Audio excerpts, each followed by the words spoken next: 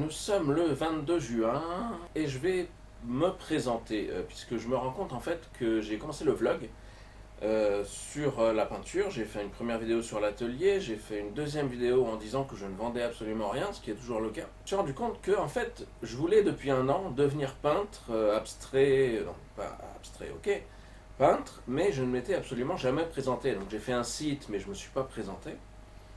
Je suis apparu sur les réseaux sociaux, un petit peu comme ça, comme la Vierge est apparue à certains, il paraît, ou Jésus, mais je ne suis pas Jésus. Ça, c'est l'introduction de la vidéo. Donc je vais mettre le logo et je reviens juste après.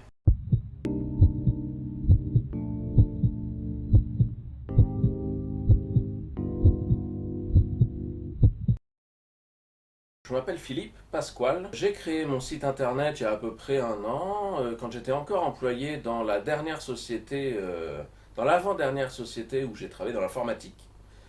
Euh, et en fait, avec le confinement, ce qui s'est passé, c'est que je me suis dit, j'avais une ambition depuis le lycée, depuis même un peu après le lycée, qui était de travailler dans l'informatique et depuis même un peu avant le lycée, pardon, qui était de travailler dans l'informatique. Et après le bac, en fait, je me suis dirigé, alors je vais le faire comme ça. Après le bac, je me suis dirigé vers des études d'informatique et de mathématiques. Mais ça ne me plaisait pas vraiment. Donc, ce qui s'est passé, c'est que j'ai un peu lâché l'affaire. Et je suis allé, j'avais déjà un job étudiant, et j'ai lâché l'affaire complètement au bout de 2 ou 3 ans, 3 ou 4 ans même, et je suis allé travailler dans un grand parc d'attractions qui s'appelle Disneyland, à côté duquel j'habite toujours. J'ai travaillé à Disneyland, et après j'ai eu quelques petites expériences. Et ensuite, je me suis dit, mais Philippe, c'est quand même dommage d'avoir validé une année de licence mathématique, comme je l'avais fait avant d'arrêter, et de ne pas continuer. Et en plus, j'ai été un peu poussé par ma famille, un peu poussé par les amis. Moi-même, j'étais en période de réflexion depuis quelques temps, depuis déjà à Disneyland, et je me disais bon, qu'est-ce que je vais faire de ma vie? Pour information, à Disneyland, je travaillais surtout au train de la mine, donc si vous pouvez me voir sur YouTube dans une vidéo qu'un mec a fait en fait. Si vous cherchez Pan train de la mine à Disneyland, et ben en fait c'est moi, Pan train de la mine sur YouTube. L'une des premières vidéos qui a 400 000 vues là, c'est moi en fait, Philippe. Le mec qui parle à la caméra, au lift B, à côté des chèvres, le train de la mine. Vous voyez ce que c'est le train de la mine? À côté de la petite chèvre là, et ben voilà, c'est moi. Euh, on s'en fout, je sais pas pourquoi je raconte ça. Enfin bref, toujours est-il que j'ai repris mes études en DUT, donc en première année, pour faire de l'informatique. Donc j'ai validé mon DUT, j'ai voulu aller en école d'ingénieur en alternance pour pour la seule et bonne raison que en alternance on est payé et on peut étudier en même temps. Donc, ce que j'avais déjà fait pendant la deuxième année de DUT, je n'ai pas trouvé d'entreprise pour l'école d'ingénieur parce que je voulais continuer dans la cybersécurité. Donc, en fait, j'ai interrompu, j'ai donné quelques cours de maths à temps plein, j'ai bénéficié des allocations chômage en même temps, et j'ai pris la décision de m'orienter vers une troisième année.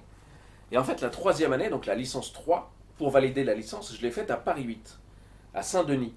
Je faisais une option cryptographie qui était. Ah oui, pardon, j'ai refait une L2 à Paris 8 et après j'ai fait la L3.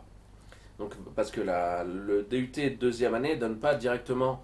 Si vous allez en DUT informatique et que vous validez votre DUT informatique, vous pouvez pas passer directement en L3 mathématiques parce qu'il vous manque plein de choses. Et donc, moi, j'avais eu la bonne idée de valider ma première année avant d'arrêter, comme je vous l'ai dit, avant d'arrêter donc ma licence 1 de mathématiques, je l'avais déjà. Donc je suis passé en licence 2 mathématiques à Paris 8. Et donc j'ai fait la licence 2 et la licence 3, la L2 et la L3. Donc j'ai refait des trucs que je savais déjà et j'ai bien sûr approfondi des notions que je n'avais pas. puisque je m'étais arrêté à Marne-la-Vallée, donc, à, à la licence 2. Je n'avais pas validé la licence 2.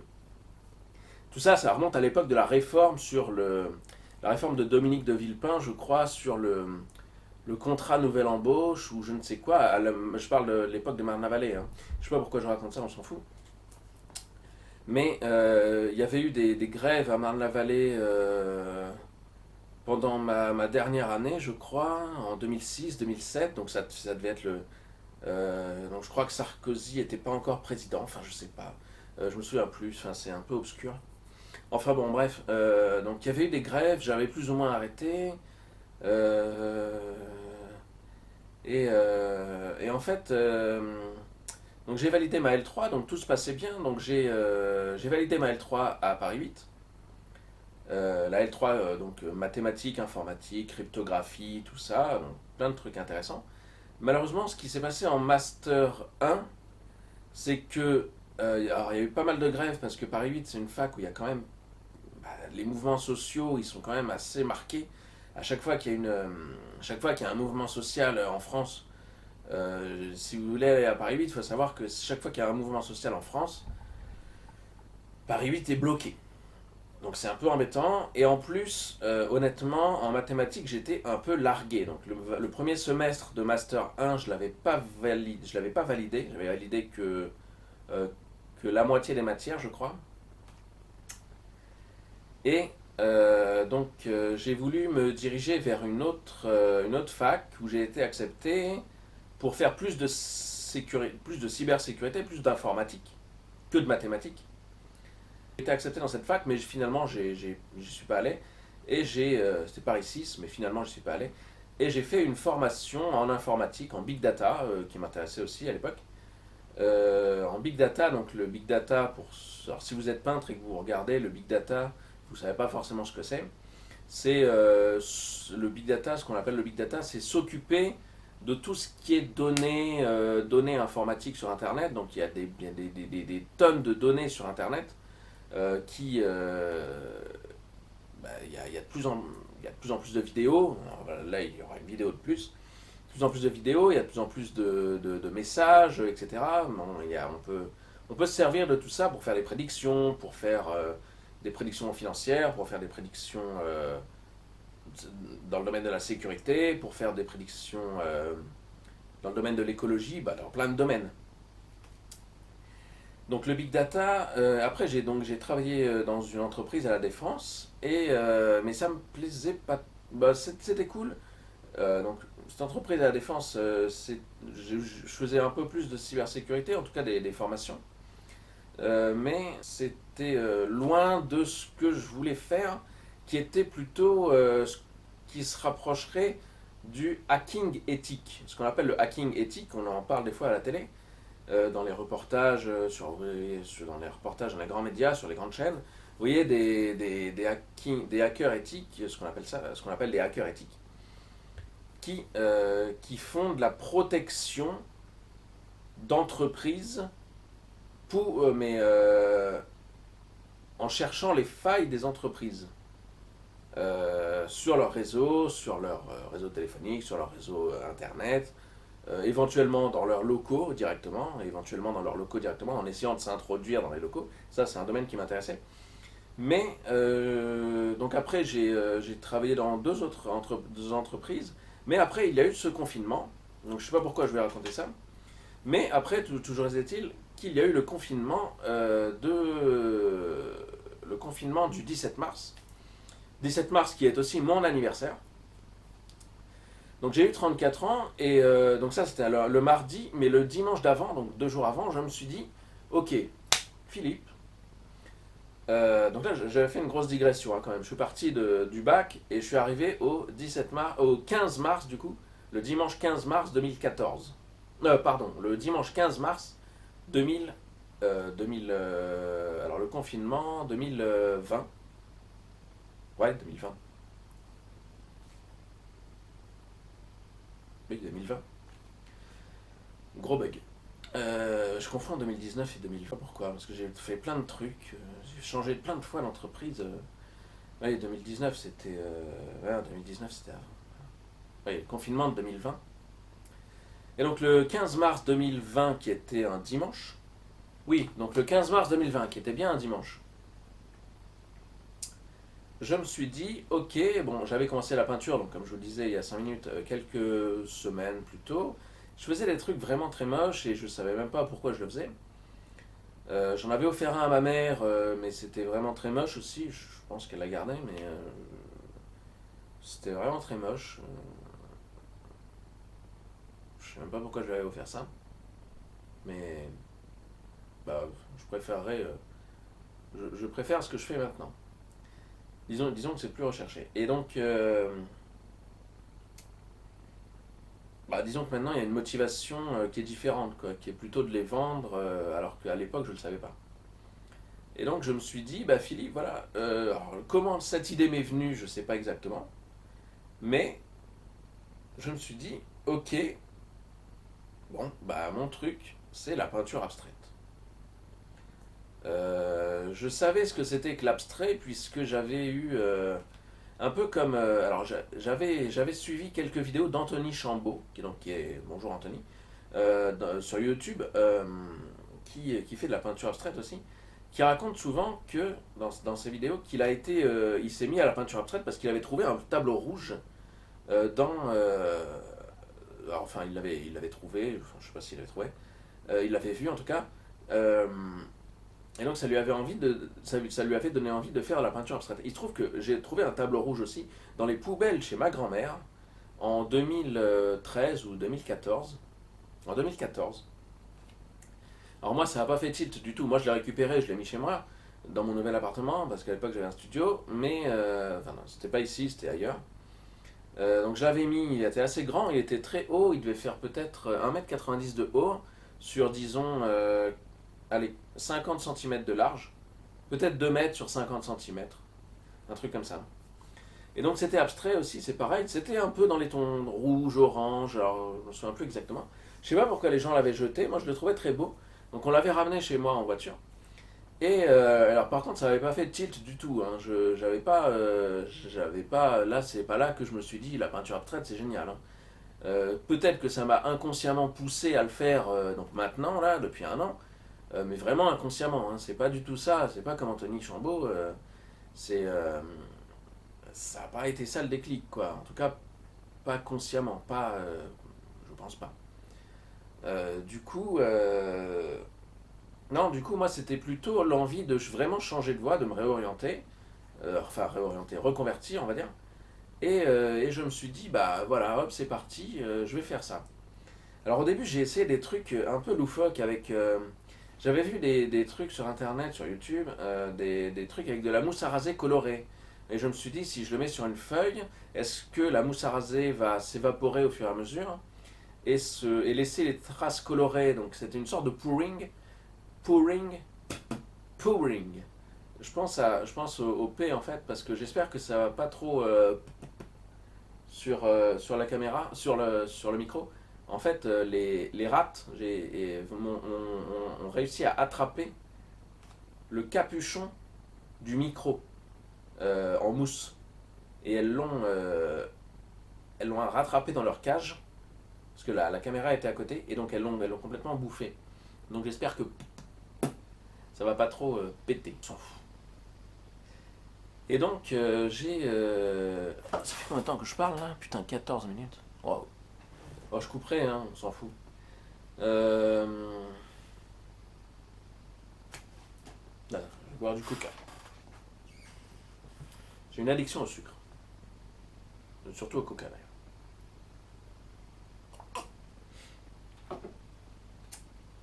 Voilà, vous voyez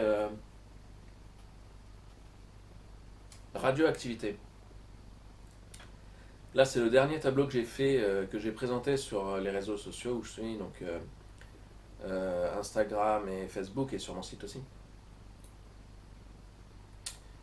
Ça s'appelle radioactivité, donc bah, je vous le remontre. Hop. Ah, on voit rien avec le reflet. Voilà. Hop. Et moi, je le trouve cool. Hop. Et donc, merde, je sais plus ce que je disais. Ah oui, le tableau. Donc le tableau rouge qui n'a pas fait tilt, la mousse à raser, c'était pas concluant. Les essais n'étaient pas concluants du tout. Du coup, je me suis mis à faire des dessins sur du papier canson, mais c'était vraiment pas crédible en fait. Je me serais mal voir vendu. Je me serais mal vu vendre ça. Je me serais mal vu vendre ça à des clients potentiels, des acheteurs potentiels. J'ai fait des dessins sur du papier, j'ai fait des peintures sur du papier, donc comme celle que j'ai offerte à ma mère, qui sont pas vraiment concluantes parce que l'acrylique sur le papier, même s'il est très épais, ça gondole très vite et en fait, même si on l'encadre et qu'on essaye de l'aplatir un maximum, bah ça va, c'est pas terrible. J'ai essayé, alors après, j'ai donc grâce à des tutos internet, donc ceux d'Anthony, ceux de Lilian Fournier, il y en a plein, il y en a plein. J'ai essayé de faire sur plusieurs supports. Alors j'ai commandé donc j'ai pris les fournisseurs officiels, enfin les fournisseurs entre guillemets officiels de tous les mecs qui font de la peinture abstraite. Tony, Lilian, enfin Cédric, je sais plus comment. Donc j'ai essayé le carton entoilé. J'ai essayé le contreplaqué qu'on trouve sur Géant des Beaux-Arts, mais alors Géant des Beaux-Arts, le problème, c'est que sur 3 planches de contreplaqué, excusez-moi Géant des Beaux-Arts, mais sur 3 planches de contreplaqué, il y en avait 2 qui étaient voilées. Donc il y en a une qui est là, qui sert à accrocher les peintures. Non, il y en avait une qui était voilée, qui est là. Les 2 autres sont bien, mais c'est vraiment pas cool. Voilà. Euh, En fait, pour moi, le meilleur support, j'ai essayé l'étoile aussi, donc l'étoile très bien. L'étoile c'est très bien, mais ça prend beaucoup de place. Le problème c'est que ça prend beaucoup de place. Donc là, les fournisseurs n'y sont pour rien, elles sont bien. Celle de Géant des Beaux-Arts. Après, je suis plutôt allé sur celle aussi de Master Toile, pour avoir un truc hein, c'est effectivement la qualité est plus là, on sent vraiment que c'est un peu mieux. C'est plus lourd, ça a l'air plus vraiment stable. Mais ça prend beaucoup de place, donc en fait pour moi le plus simple, on va dire que c'est le bois entoilé. Donc une surface euh, plane, entoilée, donc plutôt dure, comme ça ne gondole pas, premièrement. Ça ne gondole pas à l'application de la peinture ou du gesso. Ça ne vrille pas avec le temps. Ça s'accroche facilement avec des petites languettes. Alors les petites languettes c'est très bien. J'ai les languettes 3M. Alors j'ai aucun partenariat avec les marques, hein, moi non plus. Enfin moi non plus. Moi en tout cas. Donc le bois entoilé c'est assez cool. J'en ai encore un petit peu. La vidéo que j'ai faite sur celui-là. Je l'ai appelé Radioactivité d'ailleurs, hein, je vous le dis, je sais pas pourquoi. Mais parce que en fait, ces couleurs un peu. Les couleurs un peu vertes, jaunes et tout, ça m'évoque. Bah, moi, ça m'a évoqué un truc chimique. En fait, et comme je suis dans ma série Toxique, c'est une série que j'ai appelée Toxique. Donc, si vous allez voir sur mon site, vous verrez les tableaux qui sont dedans. Pour l'instant, c'est le deuxième seulement, mais c'est mon délire, c'est comme ça. Et donc, j'ai beaucoup de mal à parler à la caméra parce que c'est la première fois que je fais ça, aussi longtemps en tout cas, et aussi librement. Du coup, je sais pas ce que ça va donner. Si la vidéo est trop longue, n'hésitez pas à couper, et n'hésitez pas à partir. Si vous en avez rien à foutre, n'hésitez pas à me le dire dans les commentaires. En tout cas, c'est pas une vidéo que je referai toutes les semaines, hein. Ça, c'est une vidéo. Normalement, il y aura. Enfin, si je compte. Normalement, je vais continuer à faire quelques petites vidéos. Mais ce sera plutôt des, euh, des démonstrations de peinture. En tout cas, moi, ce que je veux faire, c'est juste des démonstrations de peinture. Et vivre de ma passion. Parce que maintenant, c'est devenu une passion, en fait. C'est vraiment devenu une passion. Ce qui au début est arrivé petit à petit. Donc à partir. Bah, alors là, j'ai fait une grosse digression. Je ne sais même plus de quoi je parlais. Ce dont je parlais, c'était du 15 mars 2000. 2020 la décision en fait de démissionner du poste que j'avais dans l'entreprise où finalement je pouvais faire mon alternance puisque j'avais cherché en fait entre temps, je pouvais faire mon alternance et faire de la cybersécurité. J'ai pris la décision de démissionner, donc j'ai quitté l'école aussi, l'école d'ingénieur, et je me suis dit, bah voilà, c'est parti, je vais faire de la peinture abstraite. Et au fur et à mesure, en fait, donc, au fur et à mesure des essais sur papier qui n'étaient pas très concluants, des essais sur... j'ai essayé aussi les châssis en bois, des vrais châssis en bois, comme ça. Donc, un vrai châssis en bois, donc épais. Euh, un vrai châssis en bois épais. Hop, alors je le mets comme ça. Voilà. Donc là, il y a des. Là, ça s'appelle filon.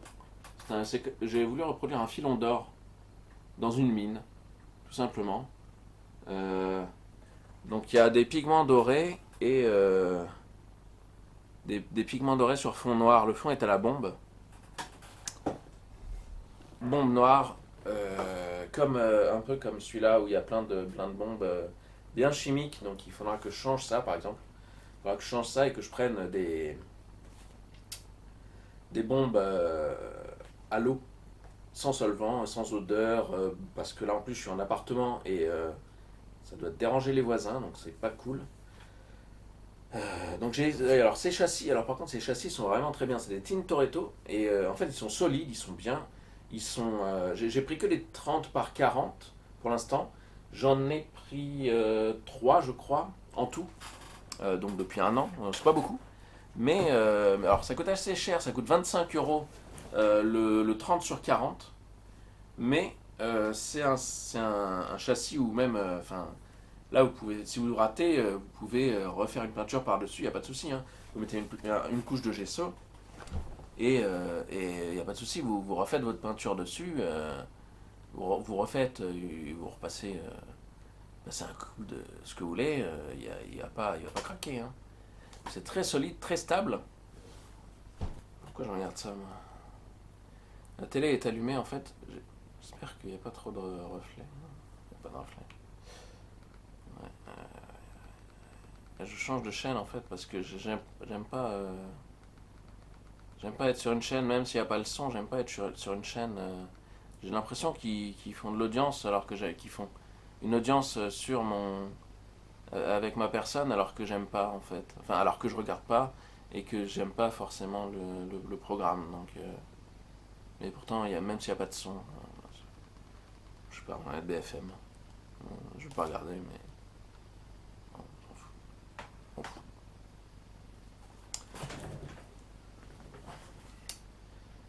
Qu'est-ce que je disais? J'ai encore digressé.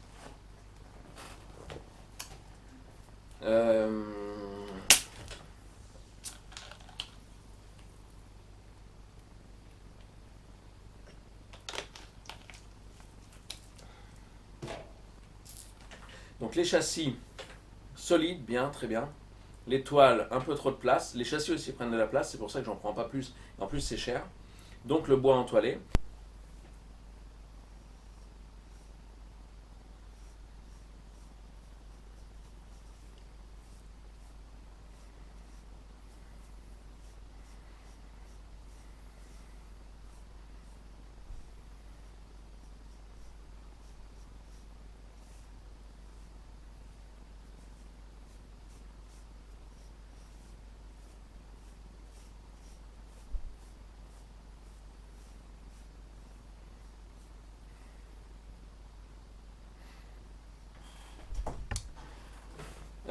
Oui, donc il y avait plus de place sur la petite carte mémoire, donc j'ai changé, enfin j'ai vidé, j'ai remis.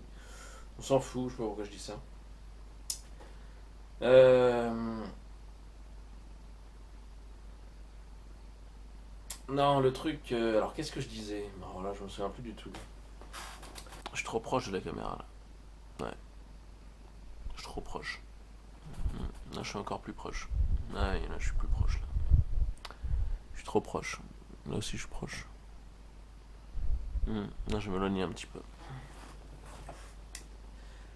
Euh, donc voilà, finalement, donc comme Anthony, c'est pas comme Anthony Chambaud, c'est pas un truc qui est arrivé d'un coup avec ce tableau rouge abstrait, moi aussi que j'avais trouvé dans les poubelles. C'est un truc qui est arrivé petit à petit, ça s'est développé donc sur une année. Je me suis déclaré en tant qu'artiste peintre professionnel, on va dire, en mai 2020, donc quelques semaines après avoir commencé. Donc je suis artiste peintre professionnel, j'ai créé le site internet, j'ai mon site internet. Au début, je suis passé par. Alors, au début, je ne savais pas quoi faire comme. Je savais pas je ne savais pas par quelle plateforme passer pour vendre, pour proposer à la vente mes tableaux. Alors Etsy, alors il y a plein de choix. Et d'ailleurs, en fait, maintenant, j'en utilise plusieurs. Il y a Etsy, mais donc là, j'y suis pas parce qu'ils prennent une petite commission sur chaque annonce et ça correspond pas vraiment à ce que je veux. Mon site, c'est le plus simple. Il y a Art Majeur. Ah, je suis passé par la galerie aussi. Enfin, oui, il y a une galerie en fait qui m'a contacté, une galeriste qui m'a contacté, qui s'appelle Léa Rim. Donc je la cite. Léa, bonjour. Si tu es là, si vous êtes là. On ne s'est jamais rencontré, mais en tout cas, je voulais te dire bonjour.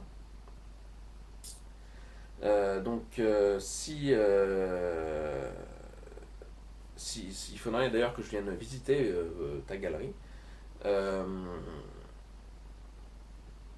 qui s'appelle la galerie Libre et l'Art à, à Paris. Je ne me souviens plus de l'adresse, je crois que c'est dans le centre de Paris. Donc la galerie Libre et l'Art, donc coucou à toi Léa.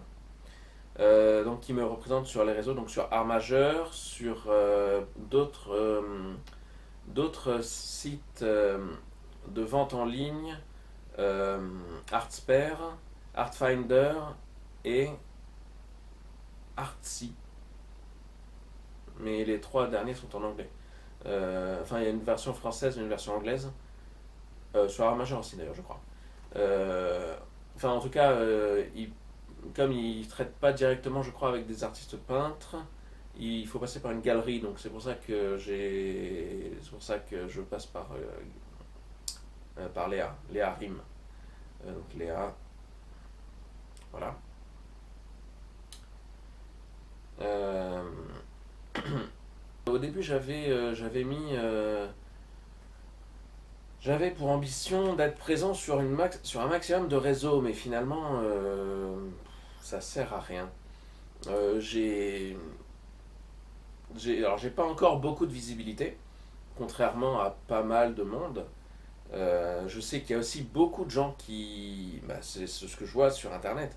Il y a beaucoup de gens qui font de la peinture. Il y a beaucoup de gens qui font des très belles peintures, même parfois plus belles que les miennes, hein, bien sûr.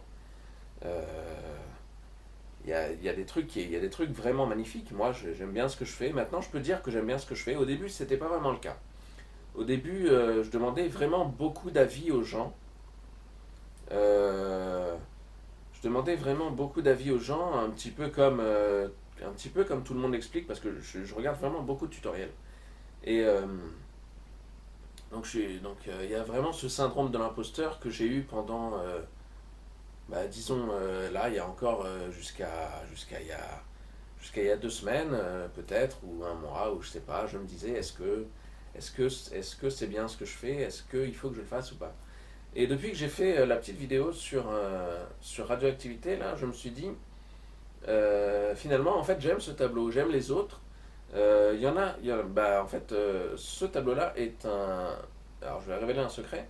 D'ailleurs, c'est même pas un secret, puisque ceux qui ont vu la vidéo précédente, la démo numéro 1, vous avez vu qu'en fait, ce tableau, en fait, il a une sous-couche, c'est-à-dire un ancien tableau, un genre comme Jackson Pollock faisait, avec des petits dripping. C'est pas éclaboussure, ça doit être. Donc, alors, je sais pas comment traduire dripping. Je crois que c'est dripping. bon, enfin bref, comme Jackson Pollock faisait, et donc, mais ça me faisait plus, ça ne me plaisait plus trop, donc je me suis dit je vais le recouvrir, et donc j'ai fait celui-là dessus. Donc en fait, il y a une sous-couche sous ce tableau. Euh, qui se voit un petit peu d'ailleurs. Enfin, qui se voit. Disons, le relief se voit. Parce qu'il y avait un relief. Donc ça donne une certaine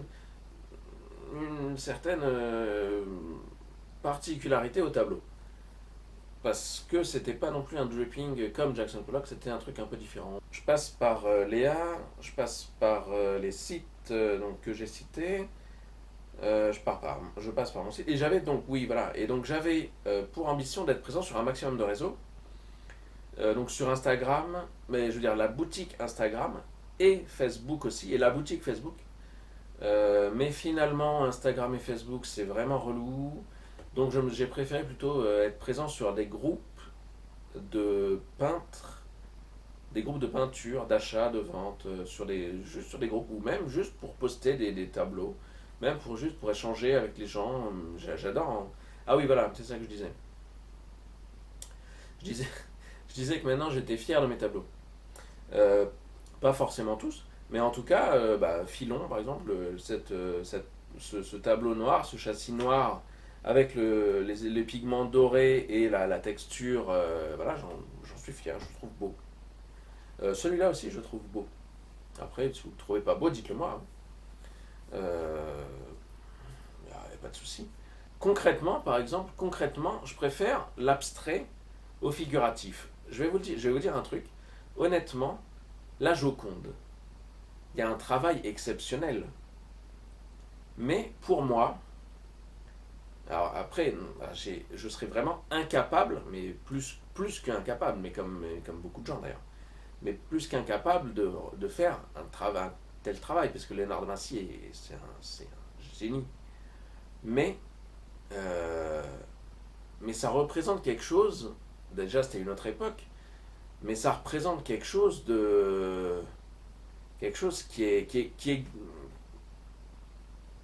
qui ressemble, c'est figuratif donc forcément, c'est quelque chose qui est, je sais pas comment dire, qui existe, qui est là, en fait, il n'y a rien à chercher, il y a rien à chercher. Bah voilà, hop, on donne, alors je suis aussi prof de maths, je donne des cours de maths encore, c'est comme si je dévoilais la solution d'un exercice, un exercice bien complexe. C'est comme si j'avais la solution à côté et que je regardais. euh, j'ai l'exercice à gauche et j'ai la page de solution à droite. Et donc j'ai les questions à gauche, la solution à droite. Donc voilà. Par contre, l'abstrait, c'est pas quelque chose à chercher dans l'abstrait, mais en tout cas, il n'y a pas une solution toute faite. Chacun peut y voir chacun peut y voir ce qu'il veut. Et même le must, c'est que moi, en fait, je n'y vois absolument rien. Ma tante, par exemple, euh, ma tante aime bien voir des trucs dans mes tableaux. Il se trouve que moi, elle me surprend toujours à me dire ah tiens là j'ai vu un œil, là j'ai vu une tête de je ne sais quoi. Bon, Euh, moi je lui dis ah bon ok mais c'est pas obligé enfin pourquoi tu vois ça. Moi j'y vois rien du tout. À part enfin même je veux dire le filon d'or sur mon châssis noir, sur mon châssis peint en noir. euh, c'est pas ce que j'appelle du figuratif. C'est des couleurs, des formes, une texture, une forme rectangulaire, une texture, des couleurs, des pigments. Mais c'est. Alors j'appelle ça un filon. C'est ça. Peut-être que le nom fait référence à du figuratif. Mais à la base, c'est c'est pas vraiment. C'est pas vraiment ce que j'appelle du figuratif. En tout cas, j'espère pas. C'est assez abstrait pour moi. C'est quand même de l'abstrait. C'est aussi abstrait que si j'avais pris la photo d'une mode de terre avec trois brins d'herbe. Et là, ce serait quoi? Ce serait une abstraction de la nature en fait. Je deviens philosophe. Mais ce serait l'abstraction de la nature qui aurait fait cette abstraction toute seule. Et moi, je serais arrivé et je l'aurais prise en photo. cette abstraction naturelle en fait. Mais donc un bout dans une mine, vous mettez un coup de pioche, vous trouvez un filon d'or, bah c'est la nature, c'est comme ça. Donc là, ce que j'ai en fait, c'est c'est abstrait en fait, c'est rien. J'appelle ça filon parce que bon, faut trouver un nom, donc je me suis dit ça ressemble peut-être à un truc. Au début, en fait, j'ai hésité à faire un truc. Bah j'ai hésité.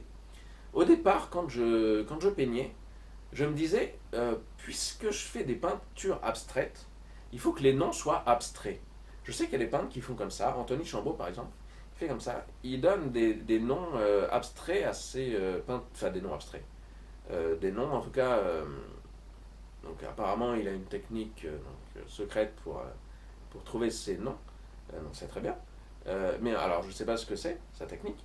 Moi, j'avais une technique aussi pour trouver des noms abstraits, enfin abstraits, qui en tout cas étaient pas des mots inventés en fait, qui étaient des mots inventés donc sur une technique, mais qui ne faisaient référence à rien du tout de commun, en tout cas en français. Pas de nom commun en français en tout cas.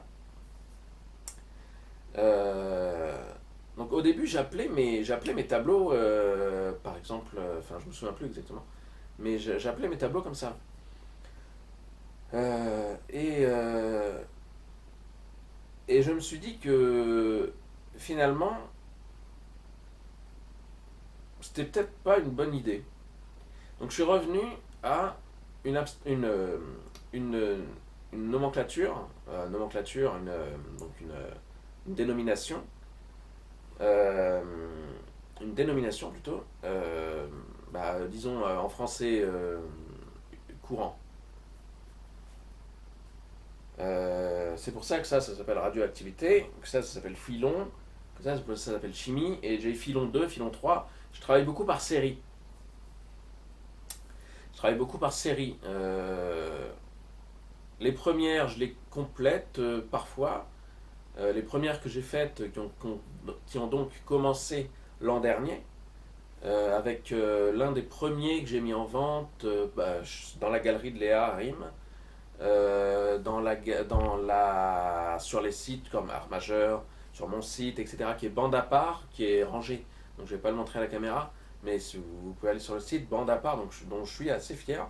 Le premier tableau, en fait, c'est le premier tableau dont j'ai été fier l'an dernier, euh, qui, est, qui a demandé un peu de travail, mais qui finalement me plaît beaucoup. C'est l'un de ceux qui me plaît le plus, l'un de ceux qui me plaisent, l'un de ceux qui me plaisent le plus, plaisent, je sais pas, l'un de ceux qui me plaît le plus, ou de ceux qui me plaisent. Je suis prof de maths, comme je disais à mes élèves, je suis pas prof de français, malheureusement. L'un de ceux qui me plaît ou plaisent, excusez-moi, corrigez-moi dans les commentaires. J'ai honte. On dirait les anges de la télé-réalité. Euh, les anges à Marseille, quoi. Les anges, je sais pas où, à Monaco. Euh, donc, voilà, donc je sais plus ce que je disais encore. Du coup, ouais, bon, donc bande à part, c'est un tableau que j'ai fait, donc l'un des premiers dont je suis fier. Et donc l'abstrait et le figuratif. Donc la Joconde, oui, voilà, la Joconde, en fait, il y a un travail exceptionnel. Mais c'est donner la solution d'un problème. Tandis que dans l'abstrait, en fait, là-dessus, en fait, il n'y a pas de solution. Il y a pas à dire, ah bah je vois une dame qui sourit, je vois une pomme et un verre qui est en train de la manger, il y a un verre d'eau et une bouteille, je sais pas quoi. Bon, il n'y a pas ça. Il n'y a pas à voir quelque chose. Enfin, pour moi, hein, en tout cas. Donc voilà, c'est de l'abstrait, c'est une proposition. C'est une proposition. C'est pas, j'ai pas un melon énorme, hein. C'est juste une proposition que je fais sur, sur un support qui peut être décorative.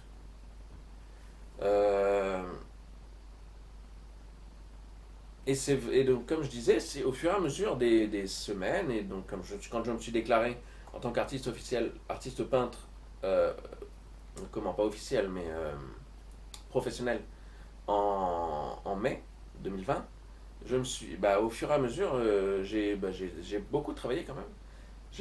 Alors j'ai dû faire, combien de toiles j'ai fait? J'ai fait peut-être, j'en ai fait peut-être entre 50 et 60. Sur mon site, non, en vente, en vrai,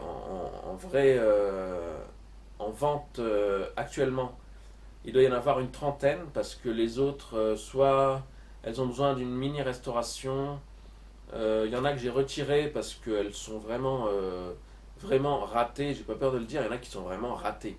Il y en a qui ne ressemblent à rien, que j'ai faites au début, mais qui maintenant me paraissaient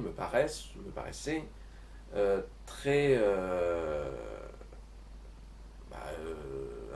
enfin invendable, mais surtout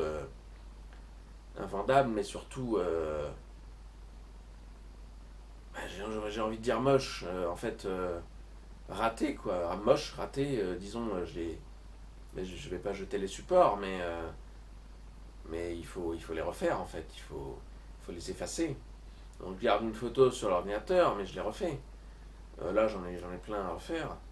Euh, Et donc pour regrouper en fait tous les sujets sur lesquels j'ai digressé pendant cette vidéo, tout ça pour dire que je vais... donc voilà, c'était une vidéo un petit peu, donc je vous ai à peu près tout dit. Donc je suis parti du bac, j'ai l'impression d'avoir passé un entretien d'embauche. J'ai passé beaucoup d'entretiens d'embauche pendant ces dernières années, et finalement j'en avais jamais fait pour la peinture abstraite, puisque forcément, enfin pour la peinture, puisque forcément je travaille à mon compte. Donc, forcément j'en avais jamais fait, et ben voilà, c'est l'occasion d'en faire un. C'est l'occasion de faire un mini entretien d'embauche et de parler un petit peu de pourquoi je fais ça. Donc je suis revenu au bac, je suis revenu à ce que j'avais comme ambition avant. Sauf que je parle tout seul, donc c'est ridicule. Je suis revenu jusqu'au bac, j'ai fait mes études, et là je me suis dit, bah voilà, peinture abstraite, le 17 mars 2020, euh, le jour de mes 34 ans, j'avais pris la décision que le jour de mes 34 ans, en fait, je serais pas. Enfin, en fait, j'avais démissionné le lundi, donc le 15, le 16 mars 2020. Et le 17 mars 2020, pour mes 34 ans, premier jour du confinement, bah, je ne sais plus ce que j'avais fait, mais à mon avis, j'avais peint, parce que je devais avoir déjà commandé des supports, et je devais déjà avoir commandé quelques supports sur Géant des Beaux-Arts. Et voilà, donc j'avais pris cette décision. Donc le bois entoilé, pour moi, meilleur des supports, le bois entoilé, ou le châssis en bois Tintoretto qu'on trouve sur Géant des Beaux-Arts, mais qui a 25 euros le 30 par 40, 40 par 30. Donc 25 euros celui-là, qu'on peut trouver en d'autres tailles, bien sûr, hein. Mais après, c'est un peu lourd peut-être. Donc j'aime bien ça, le bois entoilé. Donc le bois entoilé, par contre, il y a plus de. Il y a une autre. Il y a un autre fournisseur qui est un peu moins cher que Géant des Beaux-Arts, qui est Bosner. Le magasin est à Bordeaux. Alors moi, je suis dans la région parisienne. Mais à Bordeaux, donc forcément, donc, il livre. euh, qui est vraiment deux fois moins cher. Je ne sais pas s'il y en a qui connaissent Bosner. C'est vraiment beaucoup moins cher que Géant des Beaux-Arts. Et donc le bois entoilé, par contre, il y a un peu moins de. Peut-être un peu moins de. Les tailles sont différentes. Par contre, par exemple, chez Bosner, on ne peut pas trouver du 40 par 60, alors que moi j'aime bien le 40 par 60. Donc je vais commander là, dès que j'aurai des sous, je vais commander le 40 par 60 chez Géant des Beaux-Arts et le 60 par 60 comme, bah, je vais pas vous le montrer là, mais le 60 par 60 qui est cool. Et donc, comme je disais, le bois entoilé avec toutes les qualités qu'il a, qui est moins cher que chez Géant des Beaux-Arts et qui ne se trouve peut-être même pas d'ailleurs chez Géant des Beaux-Arts, le 60 par 60. Alors, chez Bosner, j'ai commandé il y a quelques mois des 80 par 100 et des 60 par 80. Donc, ceux-là aussi, ils sont. Alors, je les ai pas encore tous utilisés. Donc, ceux-là sont cool aussi. Voilà, donc en fait, les projets. Alors, il y a aussi un projet. Il y a un autre projet sculpture que je garde dans les cartons pour l'instant, enfin dans les cartons, pas physiquement, mais que je garde en mémoire, disons, de manière, enfin, je garde le concept, euh, en mémoire pour le faire. Bien sûr, pour l'instant, c'est pas officiel. Je garde donc ce concept pour pour le sortir quand il faudra, quand j'aurai aussi pu acquérir le matériel. Après, je suis dans une pièce de 9 mètres carrés. Donc c'est sûr que des sculptures, je vais pas en faire 36, mais c'est un projet qui prend pas forcément beaucoup de place et qui est intéressant, je trouve. Donc ça c'est un des projets que je vais faire, je pense, à partir de septembre-octobre. Projet sculpture. Voilà, et donc sinon, à part le projet sculpture, donc projet peinture, c'est les sur bois entoilé déjà. Donc peut-être continuer la série Mix of Colors que j'ai commencé donc sur les châssis, sur les bois entoilés 60 par 60 de Bosner. Donc continuer cette série, continuer cette série filon, avec les filons, les textures, enfin, ce que j'appelle filon, c'est-à-dire le nom hein, du tableau, mais c'est-à-dire avec cette texture un petit peu granuleuse. Euh, j'ai révélé comment je la faisais. Merci Émilie d'ailleurs, puisque c'est grâce à toi que j'ai découvert cette méthode. En tout cas, texture granuleuse sur les châssis en bois Tintoretto et peut-être d'autres, même chose, mais sur des bois entoilés 40 par 60 euh, de Géant des Beaux-Arts. Donc ça c'est un peu ce qui va arriver pour septembre, octobre et la fin de l'année. Après, moi, ce que j'aimerais beaucoup, c'est, honnêtement, hein, maintenant, je pense, bah, donc oui, enfin après, pour finir peut-être là-dessus, puisque la vidéo, là, doit durer une éternité, bah, comme je disais, c'est pas une vidéo que je vais refaire tous les jours, hein, donc là, c'est juste pour parler de moi, après, je me tais, hein. Juste un truc à dire, c'est que j'aimerais vraiment faire une exposition. Si la mairie de Champs-sur-Marne, service culturel, regarde cette vidéo, j'aimerais vraiment qu'ils me recontactent, puisque j'essaie de les contacter, mais c'est. Alors peut-être que c'est aussi à cause de la pandémie et qui sont débordés parce que je suppose que le service culturel a quand même repris ses activités. Et donc peut-être qu'il y a beaucoup de demandes pour la salle communale, la salle d'exposition. Peut-être qu'il y a beaucoup de demandes, peut-être pas, je sais pas, et j'arrive pas à les contacter. Donc si jamais vous regardez, bah, répondez à mes mails, ce serait cool. Donc j'aimerais beaucoup faire une exposition, donc comme je disais, puisque j'ai une trentaine de tableaux, alors après, bon bien sûr je pense pas amener les 30, mais et donc de toute façon, alors, il y a les 30 en vente, il y a une vingtaine, disons une vingtaine ou une trentaine que je dois refaire comme je disais, qui sont invendables en fait, qui sont pas terribles, qui sont soit abîmés, parce qu'au début forcément il y a eu des petits soucis, soit abîmé, soit pas en état d'être et soit exposé, soit vendu, soit quelque que ce soit. En tout cas, il y en a une bonne trentaine qui est correcte, qui est même très correcte, dont je suis fier maintenant. Euh, J'aimerais en exposer une partie. Euh,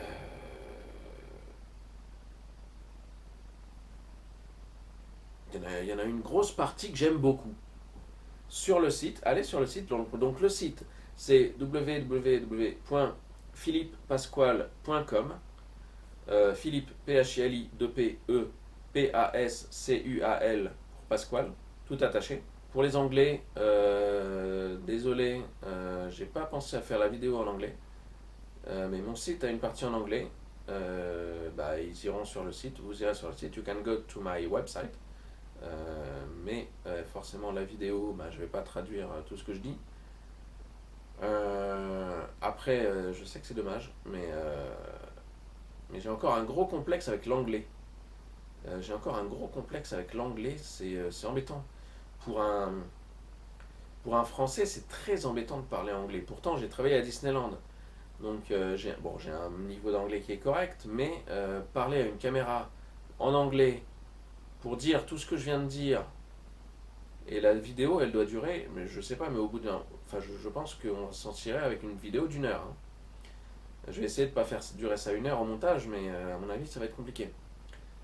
Euh, Dire tout ça en anglais, c'est du suicide. Ça aurait été inaudible. Donc je préfère épargner leurs oreilles et me concentrer sur le français. Quand je serai sur le marché international, ou quand je serai connu jusqu'à New York, on, on verra. Peut-être que, peut-être que j'oserai l'anglais, mais pour l'instant, voilà. Donc pour pas casser les oreilles des Anglais, pour épargner leur cerveau, je vais me concentrer sur le français. Voilà, j'aimerais bien faire une exposition. Pour l'instant, j'ai d'autres activités aussi qui me permettent de vivre. Mais d'ailleurs, euh, au passage, les démarches pour s'inscrire, pour s'inscrire, pour se, comment, pas s'identifier, mais s'enregistrer auprès de l'URSSAF, s'enregistrer auprès de la Maison des Artistes, etc. C'est très simple. N'ayez pas peur si vous voulez faire pareil, en tout cas, on m'a déjà demandé.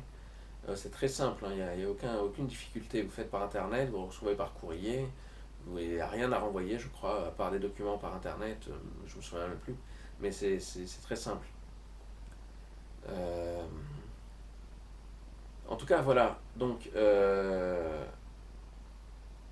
c'est tout ce que je voulais vous dire. Voilà, donc c'était un petit peu l'entretien d'embauche. C'était un petit peu l'entretien d'embauche que je voulais faire. C'est un peu me livrer comme je ne l'ai jamais fait depuis un an.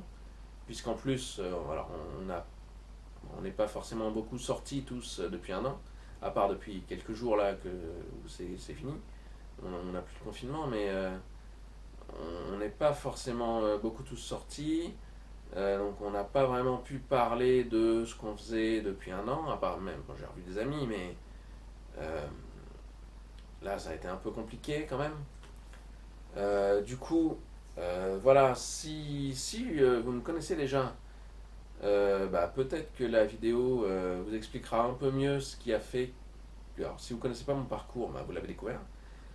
Si vous me connaissiez déjà, vous comprendrez pourquoi j'ai choisi de changer d'orientation.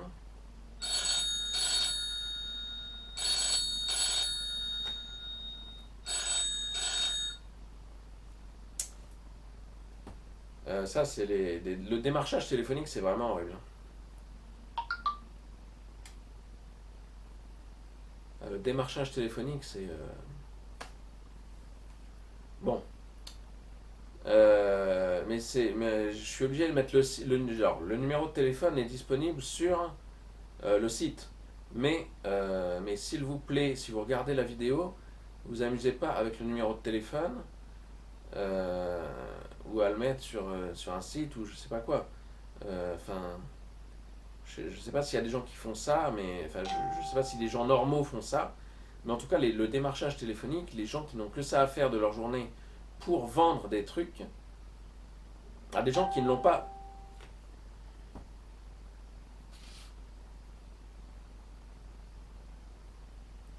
À des gens qui ne l'ont absolument pas sollicité. Moi, je vous sollicite pas. Je viens pas vous dire, Madame Dupont, venez. Là, si Madame Dupont regarde, elle va se dire, il m'a pas sollicité, il n'est pas venu me tirer par les cheveux pour que je vienne acheter ses toiles. Mais le démarchage téléphonique, comment on peut accepter ça? C'est horrible. C'est trop, c'est intrusif.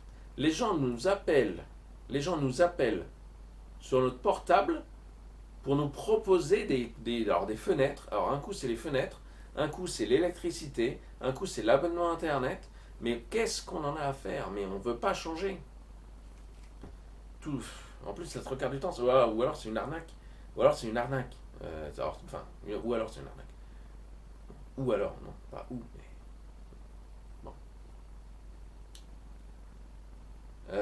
Bon, du coup, je sais plus ce que je disais encore.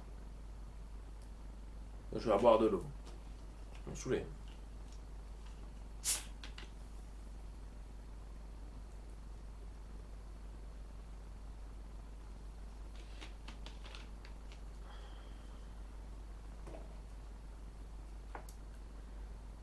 Euh,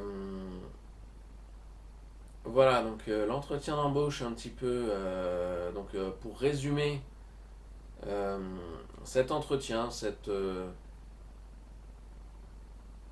que j'avais envie de dire sur la peinture. Je vous ai dit, je vous ai parlé un petit peu de mon parcours depuis le bac en 2003. Je vous ai parlé de mes études, je vous ai parlé de mon travail à la Défense, je vous ai parlé de mon travail ailleurs, je vous ai parlé un petit peu même de la Joconde, des supports que j'utilise, plein de choses. Euh, J'avais envie de le dire. Je ne sais pas pourquoi. À mon avis, il y a très peu d'entre vous qui iront jusqu'au bout de la vidéo. Attention, j'ai les statistiques sur YouTube, donc je verrai si vous êtes allé au bout de la vidéo. Mais sachant que ça va durer à peu près une heure, à mon avis, je vais perdre tout le monde. À mon avis, au bout de 10 minutes, j'aurais perdu tout le monde. Je pense que personne n'en a rien à foutre. Si je dépasse 10 vues, ça va être exceptionnel.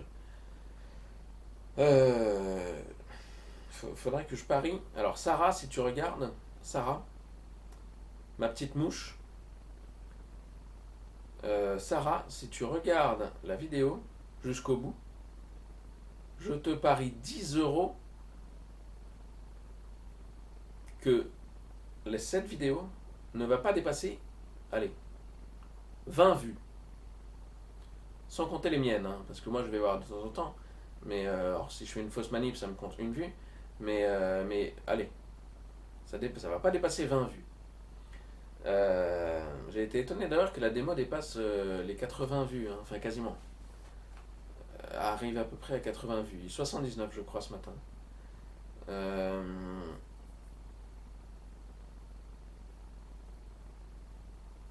En fait, pour parler du syndrome de l'imposteur, parce que j'en ai pas beaucoup parlé, juste pour finir là-dessus, le syndrome de l'imposteur, quand j'ai commencé, j'avais l'impression que c'était très moche ce que je faisais.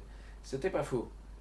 Mais au fur et à mesure, et c'est ce qui explique très bien, comme je disais, Anthony Chambaud dans ses vidéos, et même d'autres imposteurs, je veux dire, d'autres, d'autres, euh, d'autres personnes dans les vidéos, au bout d'un moment, alors, hop, donc comme ça, alors je sais pas dans quel sens vous allez voir la vidéo, mais on a la motivation. Pardon, on a la motivation quand on crée la boîte. Pardon. On a la motivation quand on crée sa société et après on se dit, hop, bah, qu'est-ce que je fous là? Qu'est-ce que je fous là? Je vends rien, je vends rien, je vends rien. Ma boîte va couler. Est-ce que je suis légitime? Voilà. Et puis donc la traversée du désert des petites entreprises qui débutent. Et après, c'est bah, enfin, si en tout cas si ça si, si tout se passe bien, c'est le succès entre guillemets pour l'entreprise. Mais il y a toujours cette traversée du désert, donc pour les peintres qui sont indépendants, c'est le syndrome de l'imposteur. Est-ce que je suis légitime? Est-ce que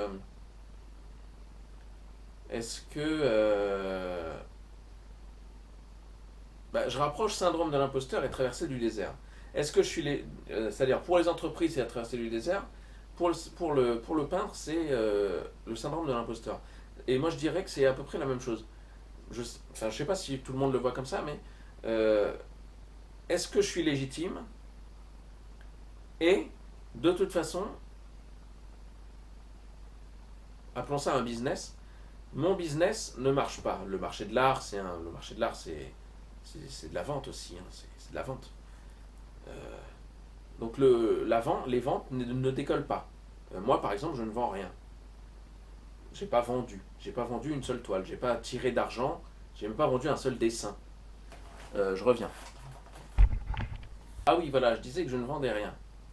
Que je ne vendais rien. Ah oui, voilà, c'est ça. Donc voilà, oui, oui, oui. Donc je parlais de cette période de traversée du désert où les entreprises, chaque entreprise ne bah, que chaque entreprise traverse, ou même les acteurs, ou même un peu tout le monde.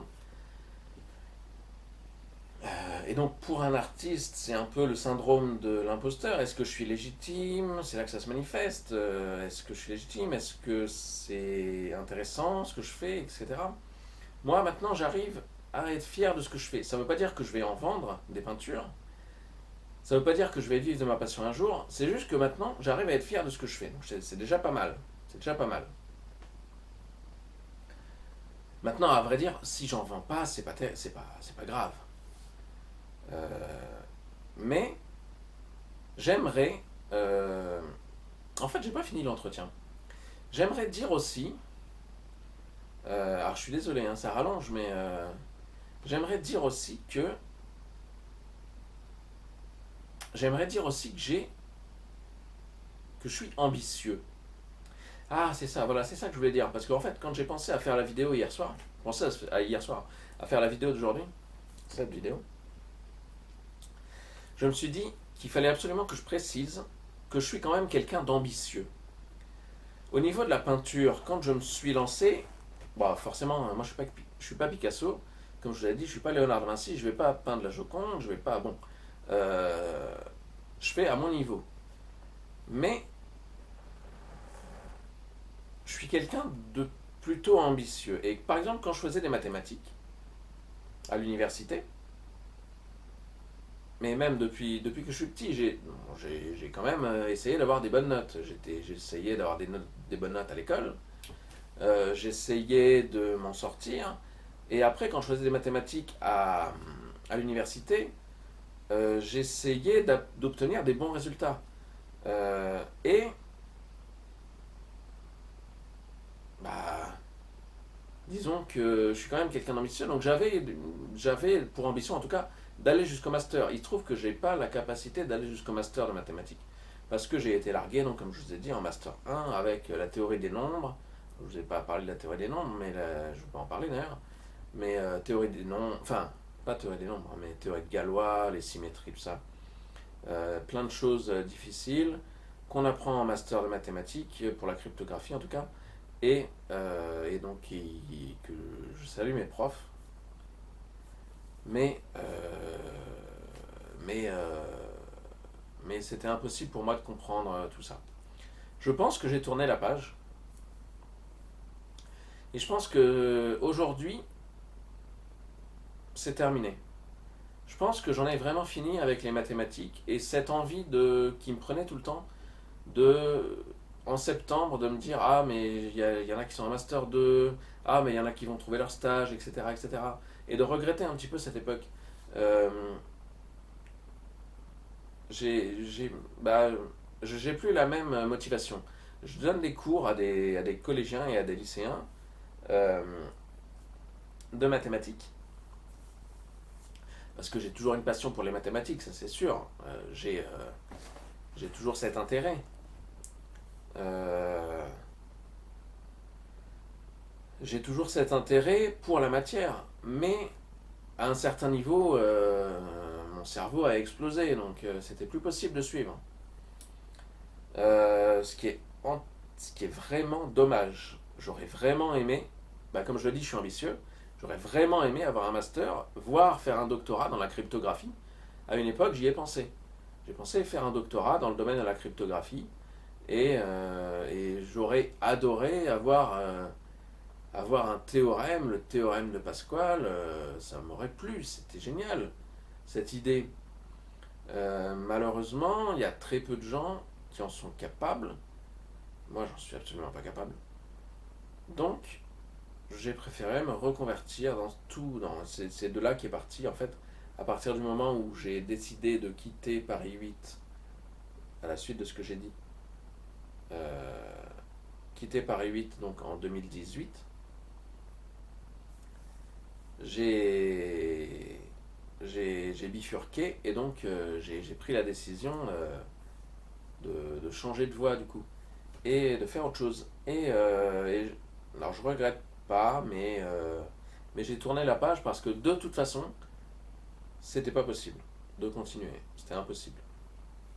Intellectuellement parlant, les grèves, à la limite, c'était peut-être un prétexte parce que je sais que j'ai des amis qui ont validé et qui ont validé leur année et même leur master après, alors qu'il y a eu les grèves et tout ça. Donc peut-être que j'ai pris ça comme prétexte. Peut-être que j'ai pris ça comme prétexte, mais en tout cas, j'avais pas la capacité de le faire. Les mathématiques au niveau master, c'est vraiment compliqué.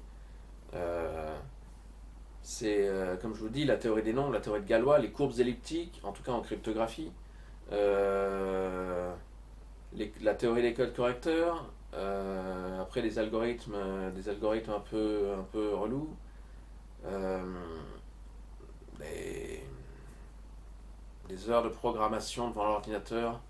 Et après, en plus, ce qui m'a poussé à partir des entreprises où j'ai travaillé après, donc après avoir quitté Paris 8, donc les années d'après, jusqu'à ce que jusqu'à ce que je décide, j'en bafouille, jusqu'à ce que je décide de devenir artiste peintre, artiste entre guillemets, hein, mais en tout cas de vivre de la peinture, d'essayer de vivre de la peinture. Jusqu'à ce que je décide de faire ça, j'ai quitté les entreprises parce que je tombais toujours dans la routine, et la routine en fait, j'arrivais toujours à un moment où j'étais devant l'ordinateur. J'ai revu des amis là il y a quelques jours, quelques semaines, maximum 2 3 semaines, quelques jours. Euh, j'ai vu des amis qui étaient aussi qui étaient en DUT avec moi. Alors, je vous salue, je ne sais pas si vous regarderez cette vidéo jusqu'au bout. Il y a Nicolas, il y a Isabelle, il y a Léa, Mélanie, euh, je sais plus qui d'autre. Euh, enfin bref, Kevin et sûrement quelqu'un d'autre que j'oublie. Euh, donc si vous regardez cette vidéo, en tout cas, je vous dis bonjour. Et en tout cas, donc, il, ce dont on a pu parler, c'est que les métiers, bah forcément, les métiers d'informatique, on est toujours devant un écran. Et quand on a fait un DUT informatique et des mathématiques et beaucoup d'informatique après, bah, on a beaucoup de mal à sortir de de ce modèle. Et on se dit, bah, par exemple, j'ai des amis qui me disent, mais pourquoi, d'autres, hein, mais qui me disent, pourquoi t'as pas un vrai métier.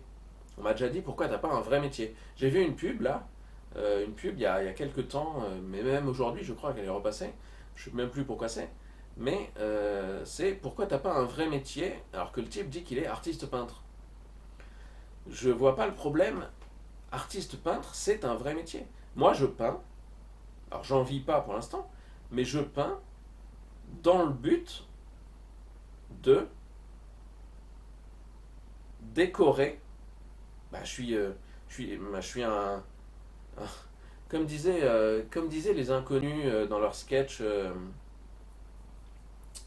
comme disaient les inconnus dans leur sketch sur, je sais plus comment il s'appelle, mais sur leur sketch avec le peintre et le peintre sculpteur un peu fou, comme moi. Euh, Ils disent que c'est, enfin, le mec dit que c'est un décorateur, un habilleur d'espace ou un modeleur d'espace, enfin, je sais plus exactement. Euh, Moi, je suis un, c'est un peu vrai. C'est un peu ce que c'est un peu ce que je pense. Euh, Moi, je suis un décorateur d'espace. Je suis un décorateur d'intérieur, mais je vais pas décorer vos murs. Je vais, j'ai pour ambition, alors, à mon niveau, j'ai pour ambition de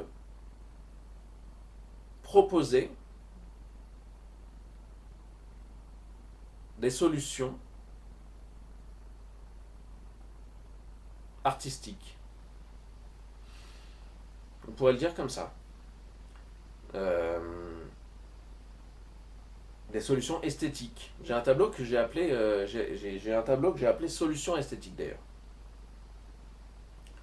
Ce qui a déjà, un tableau qui a déjà deux tableaux en fait, puisque j'ai la solution esthétique suivante, qui sont d'ailleurs sur le site, ils sont en vente. Euh, très coloré, en 40 par 60 sur du bois entoilé. Euh, ils sont, ils s'appellent comme ça, et je les ai fait l'an dernier, et en fait ce sont des tableaux euh, moi ce que j'essaye de faire, c'est que j'essaye de répondre à un besoin. Est-ce que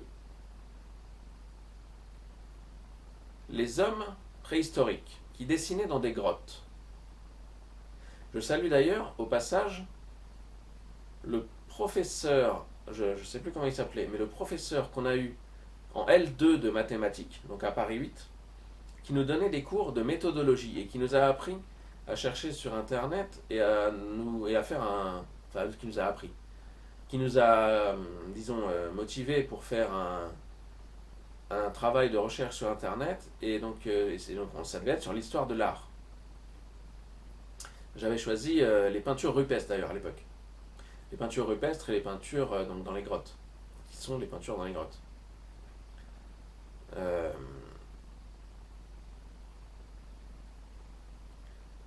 Est-ce que un homme de. Enfin, je vois pas en quoi ce serait. Voilà, c'est ça que je disais. Euh, Pourquoi ce serait pas un métier si même l'homme de Cro-Magnon le faisait, alors qu'il avait peut-être. Enfin, l'homme de Cro-Magnon ou l'homme de Néandertal, ou. Bon, enfin, je sais pas exactement, je connais pas la différence, mais disons l'homme préhistorique. Si même l'homme préhistorique dessinait dans des grottes, sur des murs, sur des murs, euh, alors qu'il avait quand même un boulot à achever, qui était de faire la chasse, je veux dire d'aller à la chasse, d'aller éventuellement peut-être à la pêche, je ne sais pas, de faire du feu, de se protéger des éléments, de se protéger des animaux, de faire, de tailler des outils, hein, ce qu'on appellerait aujourd'hui de la recherche et développement. Mais finalement, il a commencé comme ça.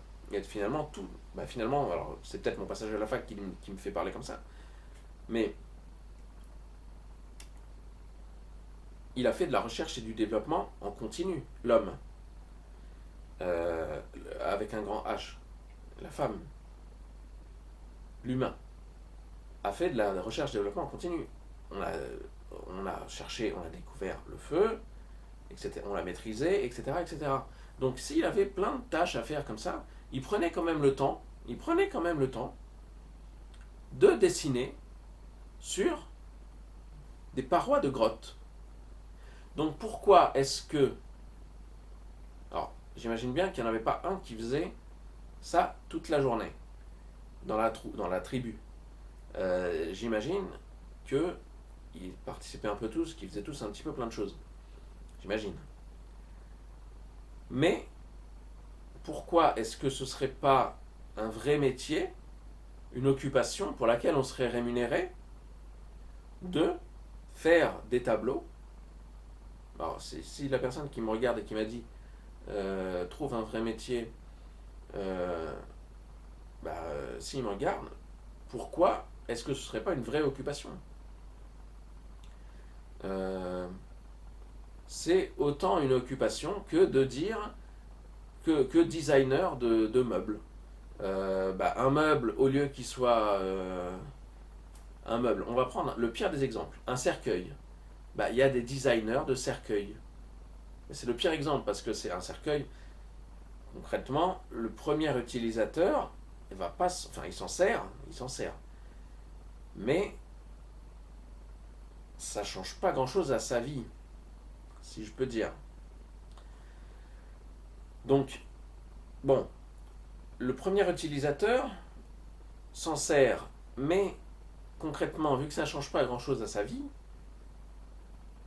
ça ne lui change plus grand-chose, que ce soit décoré, surtout dehors, ou même dedans, que ce soit décoré en acajou ou en sapin, ou j'en sais rien, euh, il s'en fiche en fait.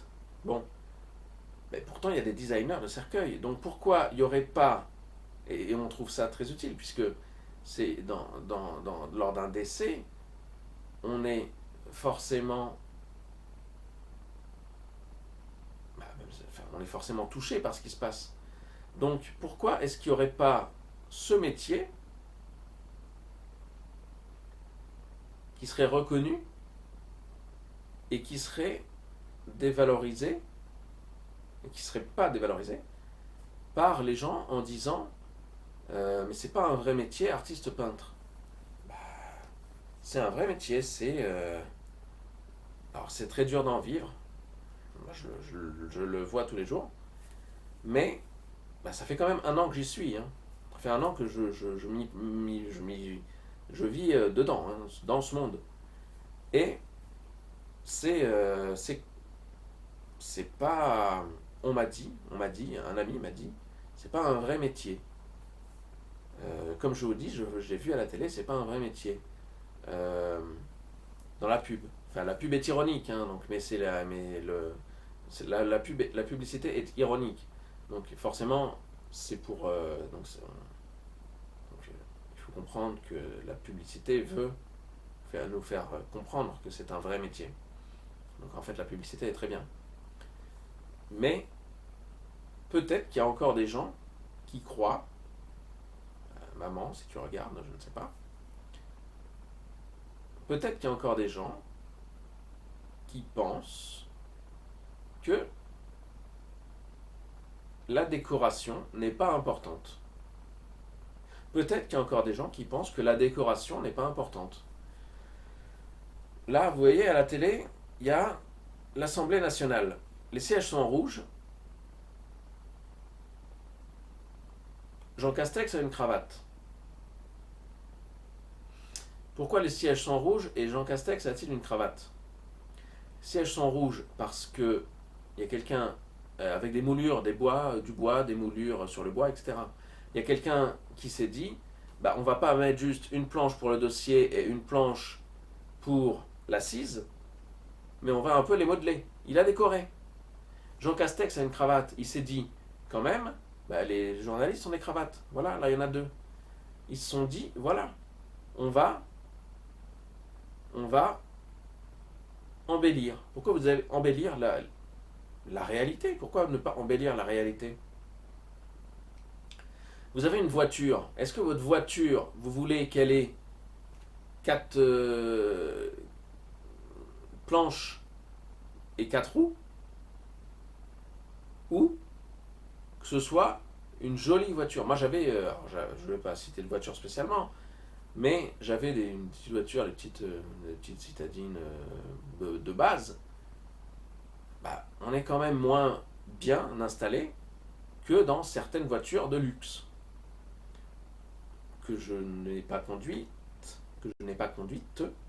mais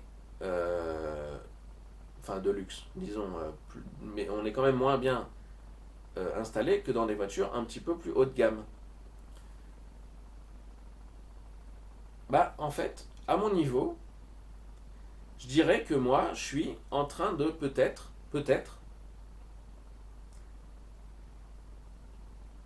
entrer dans le monde de la décoration et du type, le monde le monde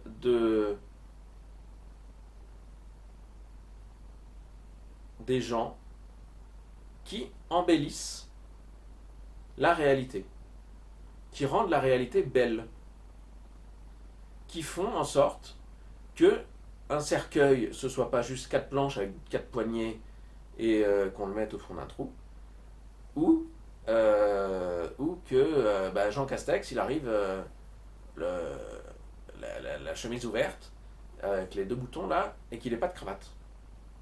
Pourquoi ne pas embellir la réalité comme ça? Enfin, pourquoi ne pas penser comme ça?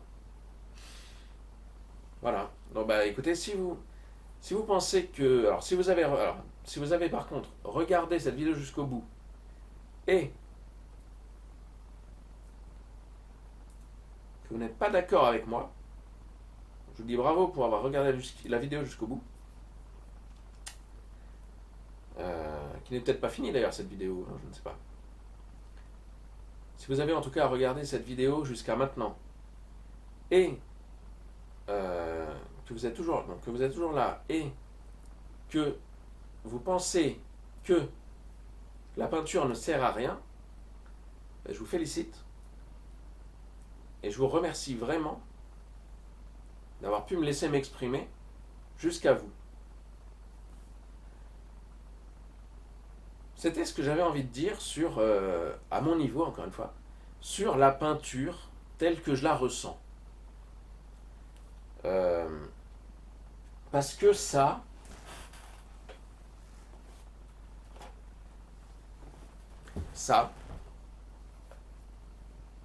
bah, je trouve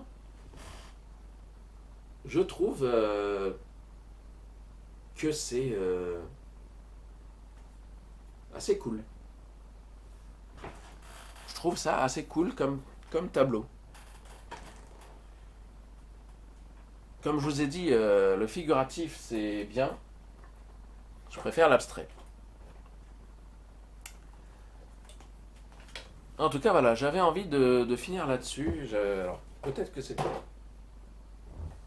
Ouais, non mais il va falloir tenir par contre. Il va falloir tenir. Hop, voilà. Ouais, tiens.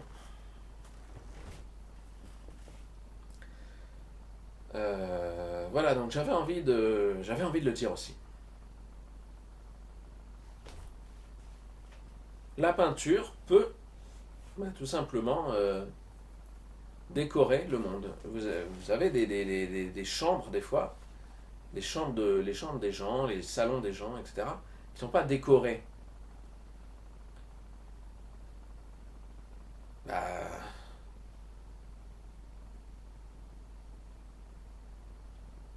c'est dommage. Bon, après, le cordonnier est toujours le plus mal chaussé. Si vous venez chez moi, forcément, c'est pas vraiment décoré. Moi, je ne suis pas pris la tête, c'est pas décoré. Mais je suis pour que la décoration soit aussi importante que la fonction. Quand j'ai travaillé à Disneyland, déjà, vous avez la décoration qui est importante, évidemment. Mais, je ne sais pas si vous êtes du même avis, mais vous avez quand même 95% de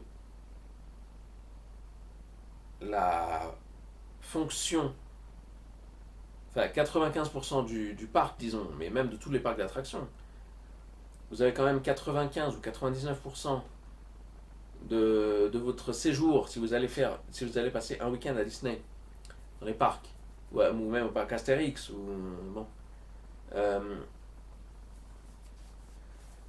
vous avez quand même si vous n'aimez pas la peinture, vous allez à Disney, bah, bah, vous avez 95 ou 99% de votre séjour qui est englobé dans,